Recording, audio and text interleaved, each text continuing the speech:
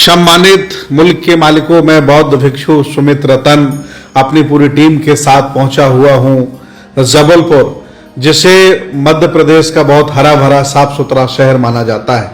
ये आज भी हरा भरा है, पहले भी था। चूंकि नर्मदा नदी जबलपुर के किनारे से बहती है और नर्मदा नदी पर हमेशा से राजा महाराजाओं का आना जाना रहा है।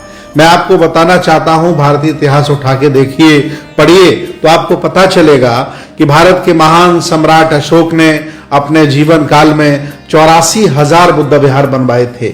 बहुत बड़े बड़े बौद्ध स्तूप बनाए थे। जो मैं आपको दिखा रहा हूं, ये बौद्ध मठ उन्हीं के द्वारा स्थापित है। 84,000। ज्यादातर बौद्ध मठों पर कब्जा कर लिया गया है। कुछ जमींदोज हो गए हैं, कुछ टूट गए, खराब हो गए, लेकिन ज्यादातर अभी भी कहीं ना कहीं वो देखे जा सकते हैं। उनमें जो लगी प्रतिमाएं, उनमें जो बने चित्र, उनकी जो कार्बन रेटिंग हुई है ईंटों की, और उनका जो नक्काशी डिजाइन है वो बिल्कुल बौद्ध कालीन है, सम्राट अशोक के जमाने का है। जब भी आपको कभी भी जबलपुर जाने का मौका मिले तो आप भेड़ाघाट, जबलपुर के बिल्कुल नजदीक, ये बहुत अच्छा बौद्ध मठ है। इसके अंदर बौद्ध भिक्षु भी रहते हैं। भारतीय पुरातत्व सर्वेक्षण के अनुसार इसके पास 25 एकड़ जमीन है, लेकिन आसपास के सामंती, जातिवादी और मनवादी लोगों ने कब्जा कर लिया है और आए दिन बौद्ध भिक्षुओं को वो जान से मारने की धमकी देते हैं। हमारे द्वारा जबलपुर के डीएम, शासन प्रशासन को भी सूचित कर दिया गया है। शासन प्रशासन ने नोटिस भी जारी कर दिया है। ये बौद्ध मठ अपने आप में एक बहुत बड़ी विरासत है। कई जगह धम्म लिपि में लिखा है, कई जगह हाथी और उस जमाने के शेर अंकित हैं, और बौद्ध भिक्षुओं का आना जाना, उनका मेडिटेशन करना यहाँ लगा रहता था। आज भी वहाँ बौद्ध भिक्षु रहते हैं। जबलपुर के जितने भी बौद्ध उपासक हैं, अम्बेडकरवादी हैं, बुद्धिस्ट हैं, मानवतावादी हैं, संविधानवादी हैं, वो साल में एक बार यहाँ जाते हैं। बड़ा सा आयोजन होता है और बौद्ध भिक्षुओं को यथासंभव सहयोग करते हैं।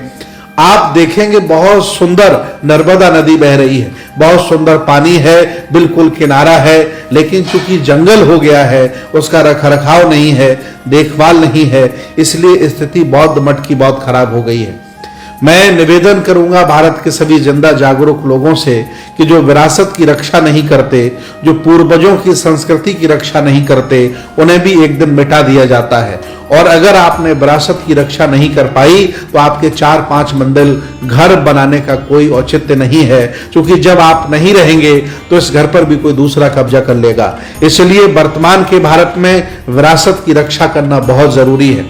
भंते जी मेरे द्वारा उन्हें कह सकते हैं कि मेरे द्वारा भंते जी को बहुत साहस दिया गया, ताकत दी गई कि आप डटे रहिए, इस लड़ाई में हम आपके साथ हैं। मैं आसपास के सभी जनपदों से, आसपास के उपासकों से निवेदन करता हूं कि बीच बीच में वो वहां जाते रहें, ताकि भंते जी का मनोबल बना रहे। क्योंकि आसपास के सामंती लोगों ने, आसपास के धनवान लोगों ने, जातिवादी लोगों ने जमीन को कब्जा कर लिया है और वो आए दिन बौद्ध भिक्षुओं को वहां से भगाने की धमकी देते रहते हैं। ये जगह बहुत सुंदर है।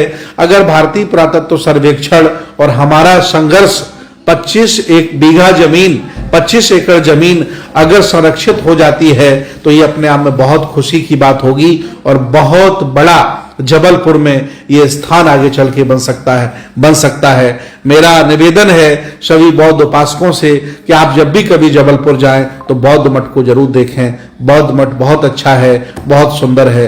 धन्यवाद।